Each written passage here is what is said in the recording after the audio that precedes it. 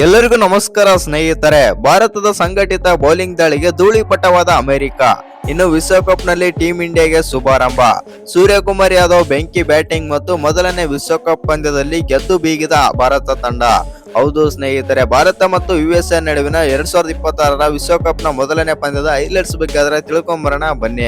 ಅದಕ್ಕಿಂತ ಮುಂಚೆ ನೀವೇನಾದರೂ ಟೀಂ ಇಂಡಿಯಾದ ಅಪ್ಪಟ ಅಭಿಮಾನಿಯಾಗಿದ್ದಲ್ಲಿ ಈ ವಿಡಿಯೋಗೆ ಒಂದು ಲೈಕ್ ಕೊಟ್ಟು ನಮ್ಮ ಚಾನಲ್ ಅನ್ನು ಸಬ್ಸ್ಕ್ರೈಬ್ ಮಾಡ್ಕೊಳ್ಳಿ.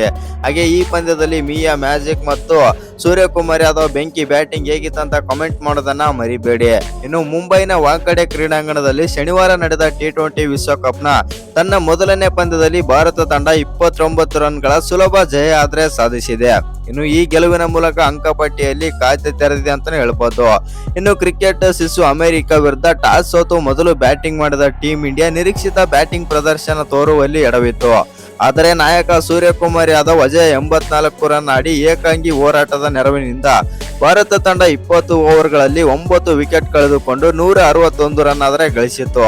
ಇನ್ನು ಈ ಸಾಧಾರಣ ಗುರಿಯನ್ನು ಬೆನ್ನತ್ತಿದ ಅಮೆರಿಕ ತಂಡ ಭಾರತೀಯ ಬೌಲರ್ಗಳ ದಾಳಿಗೆ ಉತ್ತರಿಸಲಾಗದೆ ತತ್ತರಿಸಿ 20 ಓವರ್ಗಳಲ್ಲಿ 8 ವಿಕೆಟ್ ಕಳೆದುಕೊಂಡು 132 ರನ್ಗಳ ಆಗುವಷ್ಟರಲ್ಲಿ ಆಲ್ಔಟ್ ಕೂಡ ಆಯಿತು ಮತ್ತು ಸೋಲಪ್ಪಿಕೊಂಡಿತಂತ ಹೇಳ್ಬೋದು.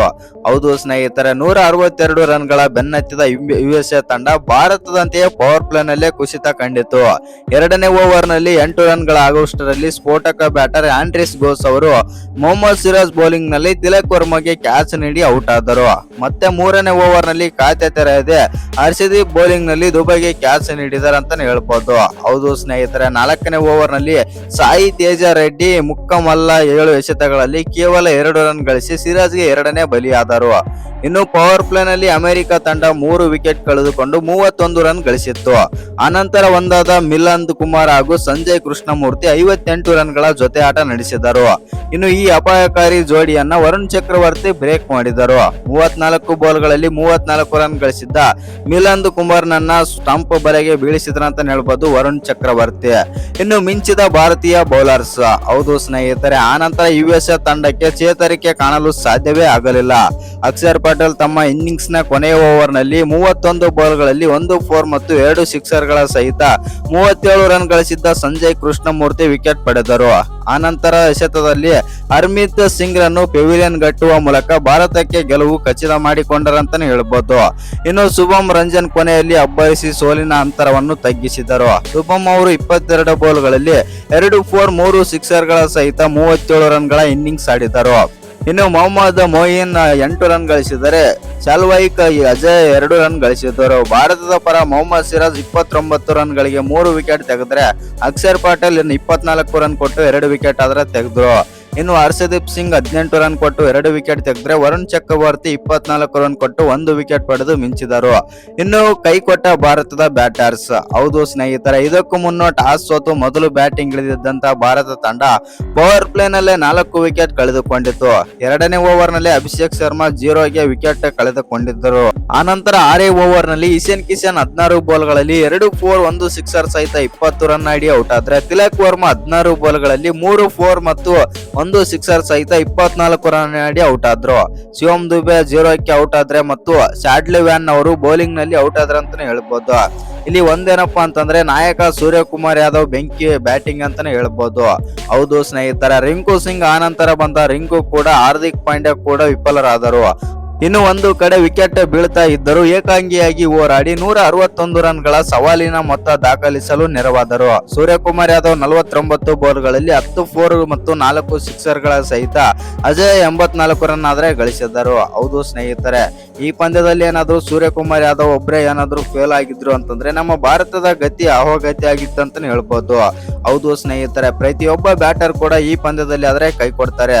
ಹೌದು, ನಮ್ಮ ಬ್ಯಾಟಿಂಗ್ ಸ್ಟ್ರೆಂತ್ ತುಂಬಾನೇ ಸ್ಟ್ರಾಂಗ್ ಆಗಿದೆ ಮತ್ತು 8 ಬ್ಯಾಟರ್ಸ್ ಆದ್ರೆ ಇಟ್ಕೊಂಡಿದ್ದಾರೆ ನಮ್ಮ ಭಾರತ ತಂಡ ಈ ಬಾರಿ ವರ್ಲ್ಡ್ ಕಪ್ ಸ್ಕ್ವಾಡ್ ಅಲ್ಲಿ.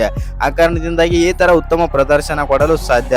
ಹೌದು, ಒಬ್ಬ ಪ್ಲೇಯರ್ ಆಡ್ಲಿಲ್ಲ ಅಂತಂದ್ರೆ ಇನ್ನೊಬ್ಬ ಪ್ಲೇಯರ್ ಮೇಲೆ ಭರವಸೆ ಇಡ್ಲೇಬೇಕು. ಆ ತರ ಟೀಮ್ ಆದ್ರೆ ಇದೆ ನಮ್ಮ ಭಾರತ ತಂಡ.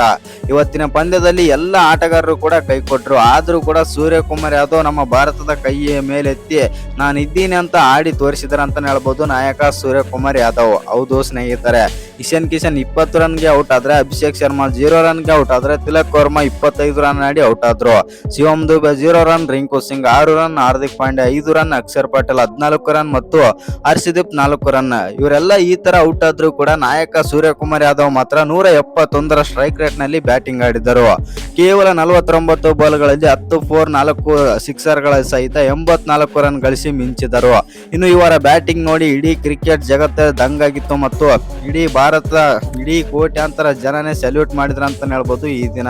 ಯಾಕಂದ್ರೆ ಮೊದಲನೇ T20 ವಿಶ್ವಕಪ್ ಪಂದ್ಯದಲ್ಲಿ ನಮ್ಮ ಭಾರತ ತಂಡ ಸೋಲಿನ ಸುಳಿಯಲ್ಲಿ ಆದ್ರೆ ಸಿಕ್ಕಿತ್ತು. ಅಲ್ಲಿಂದ ಪಾರು ಮಾಡ್ತಾರೆ ನಮ್ಮ ನಾಯಕ ಸೂರ್ಯಕುಮಾರ್ ಯಾದವ್. ಈ ತರ ಬ್ಯಾಟಿಂಗ್ ನಾಯಕನಿಂದ ಬರುತ್ತೆ ಅಂತಂದ್ರೆ ಪ್ರತಿಯೊಬ್ಬ ಆಟಗಾರನು ಕೂಡ ಎದ್ದು ನಿಂತು ಆಡುತ್ತಾನೆ ಮತ್ತು ಪ್ರತಿಯೊಬ್ಬ ಆಟಗಾರನಲ್ಲಿ ಆಡುವಂತ ಹುಮ್ಮಸ್ಸು ಮತ್ತು ಎನರ್ಜಿ ಬಂದೇ ಬರುತ್ತೆ. ಆ ಕಾರಣದಿಂದಾಗಿ ಮುಂದಿನ ಪಂದ್ಯಗಳಲ್ಲಿ ನಮ್ಮ ಟೀಮ್ ಇಂಡಿಯಾ ತುಂಬಾನೇ ಸ್ಟ್ರಾಂಗ್ ಆಗಿ ಕಂಬ್ಯಾಕ್ ಮಾಡುತ್ತೆ ಅಂತ ನಾನು ಅನ್ಕೊಂಡಿದ್ದೇನೆ. ಇನ್ನು ನಿಮ್ಮ ಪ್ರಕಾರ ನಮ್ಮ ಭಾರತದ ಬಗ್ಗೆ ಒಂದೆರಡು ಮಾತು ಹೇಳ್ಬೇಕಂತಂದ್ರೆ ಏನ್ ಅನ್ಸುತ್ತೆ ಅಂತ ಕಮೆಂಟ್ ಮಾಡೋದನ್ನ ಮರಿಬೇಡಿ. ಹಾಗೆ ಬೌಲಿಂಗ್ ಬಗ್ಗೆನೂ ಕೂಡ ಸ್ವಲ್ಪ ಮಾತಾಡೋದಾಯ್ತು ಅಂತಂದ್ರೆ ಇವತ್ತಿನ ದಿನ ಬೌಲಿಂಗ್ ನಲ್ಲಿ ಬೂಮ್ರಾ ಇರಲಿಲ್ಲ, ಆದ್ರೂ ಕೂಡ ನಮ್ಮ ಟೀಮ್ ಇಂಡಿಯಾ ಬಂದ್ಬಿಟ್ಟು ಬೆಂಕಿ ಬೌಲಿಂಗ್ ಪ್ರದರ್ಶನ ಆದ್ರೆ ಕೊಟ್ಟಿದೆ. ಇನ್ನು ಕೆಲವೇ ದಿನಗಳ ಹಿಂದೆ ರಣಜಿ ಆಡ್ತಿದ್ದಂತ ಮೊಹಮ್ಮದ್ ಸಿರಾಜ್ ಬಂದ್ಬಿಟ್ಟು ಇವತ್ತಿನ ಪಂದ್ಯದಲ್ಲಿ 4 ಓವರ್ಗಳಲ್ಲಿ 29 ರನ್ ಕೊಟ್ಟು 3 ವಿಕೆಟ್ ಆದ್ರೆ ತೆಗಿತಾರೆ. ಅದು 7.25ರ ಎಕಾನಮಿಯಲ್ಲಿ ಮತ್ತು ಸಿರಾಜ್ ಅವರು ಪವರ್ ಪ್ಲೇ ನಲ್ಲಿ ಬೆಂಕಿ ಬೌಲಿಂಗ್ ಆದ್ರೆ ಮಾಡ್ತಾರೆ. ಇನ್ನು ಇವರಿಗೆ ಸಾಥ್ ನೀಡಿದಂತ ಹರ್ಷದೀಪ್ ಸಿಂಗ್ ಕೂಡ 2 ವಿಕೆಟ್ ಆದ್ರೆ ತೆಗಿತಾರೆ. ಇನ್ನು ವರುಣ್ ಚಕ್ರವರ್ತಿ, ಅಕ್ಷರ್ ಪಟೇಲ್ ಅವರು ಬೆಂಕಿ ಬೌಲಿಂಗ್ ಮಾಡಿದ್ರ ಅಂತಾನೆ ಹೇಳ್ಬೋದು. ಒಟ್ನಲ್ಲಿ ಹೇಳ್ಬೇಕಂತಂದ್ರೆ ನಮ್ಮ ಈ ಬಾರಿಯ T20 ವಿಶ್ವಕಪ್ ನಲ್ಲಿ ನಮ್ಮ ಟೀಮ್ ಇಂಡಿಯಾದ ಕಾಂಬಿನೇಷನ್ ಅಂತೂ ಸೈಕ್ ಆಗಿ ಇದೆ. ಇನ್ನು ನಮ್ಮ ಟೀಮ್ ಇಂಡಿಯಾದ ಬಗ್ಗೆ ಗೆಲುವಿನ ಬಗ್ಗೆ ಒಂದೆರಡು ಅನಿಸಿಕೆಯನ್ನ ತಿಳಿಸೋದು ಮರಿಬೇಡಿ.